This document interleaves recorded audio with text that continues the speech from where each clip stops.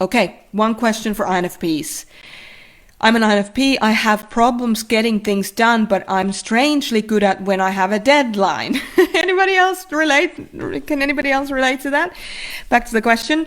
I don't do anything until the last minute and then I get it all done. So I have the motivation, but I can get the motivation, but can I get the motivation without dealing deadlines? Sorry, I'm so sorry for my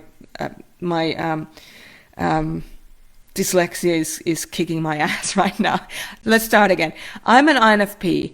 I have problems getting things done, but I'm strangely good at when I have a deadline. I don't do anything until last minute and then I get it all done. So I have the motivation, but how can I get the motivation without deadlines in everyday life, or somehow use deadlines that I will keep to motivate me? Fantastic question. And the short answer to this is that it's as an INFP, your thinking function in the outside world, the part of you, the decision-making part of you that is working in the outside world, is your 3-year-old inner child, outward-facing thinking. Okay? So we have named that part of you executive because it gets stuff done, right? The reason why you work so well with deadlines and wait to the last end is, I think, because you intuitively know that your executive part of you, your 3-year-old inner child, only has a very short span that it's able to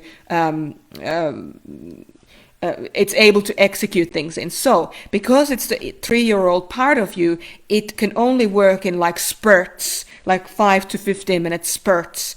And for you to, ask that part of you to work over 3 months, let's just say you have a 3-month project, to be in charge for 3 months, you intuitively know that that's not going to be good for you and that you can't do it. And if you do try to do it, you will find yourself getting exhausted trying to do it, right?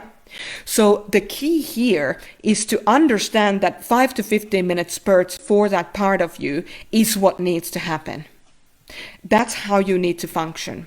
So how can you motivate yourself to do things before you hit the absolute deadline is to give yourself small chunks of jobs to do, that you learn to do, that you practice doing every day. So you do 15 minutes or 3 times 5 minutes every day on a specific topic that's bringing you towards your goal. So you don't say, I should be able to do 8 hours of this every day between now and then, because that's impossible. You will absolutely run yourself down and you won't succeed. You're going to adrenal exhaustion or something like that, because you're going to be running on adrenaline. Now, let's just understand that this part of you only works 5 to 15 minute increments.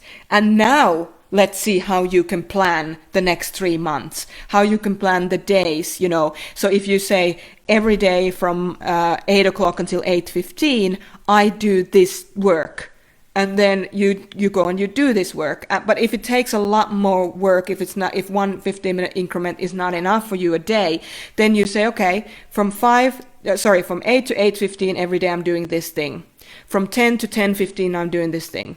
From 12 to 12:15 I'm doing this thing. From 2 to 2:15, from 4 to 4:15, from 6 to 6:15. Every day I'm doing this thing. And what will actually happen is that you will do the things that need to be done because you'll prioritize what needs to be done. But also the time that you're not doing the activity as an INFP, what happens is that you'll be able to kind of ramp up your other superpowers, which are, of course, outward-facing intuition, which comes up with amazing ideas, and inward-facing feeling, which makes sure that you're staying on an authentic track. And when you engage those two parts of you, when you're not trying to just dominate the space with the inner 3-year-old, what happens now is that you will harness those resources and they will bring in great ideas, authenticity, those kinds of things into your project, which will make your executive love doing the 15-minute spurts, 5 to 15-minute spurts, because now he or she or they are getting support from the grown-up parts of you. in this project. So you're bringing all of you together. And once you've been doing this for like 30 days or longer, that you're doing it consistently, you know, perfect means 80% of the time. So you don't expect absolute 100% perfection, but you expect like 80% if that's perfect. Then what happens is that the historian part of you, your 10-year-old inner child, will then be engaged in that project because he or she or they will have enough time, have had enough time to observe that you can actually do this. So now they are on board as well. So now all of your 4 people within are working towards the same goal. Okay, so I hope that answers that question. I need to skedoodle. So what about today's session was really helpful for you? I'd love to hear from you. We want to make sure that we are doing the things that are actually helpful. So if these videos are helpful, please comment, like, love, hate, whatever, cry. Just respond to what we're doing so that we know that it's of use to you.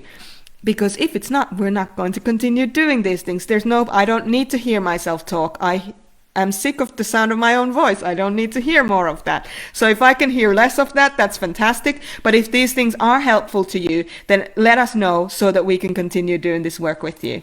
All right. So thank you for today's session. Hey, Lisa, always checking in.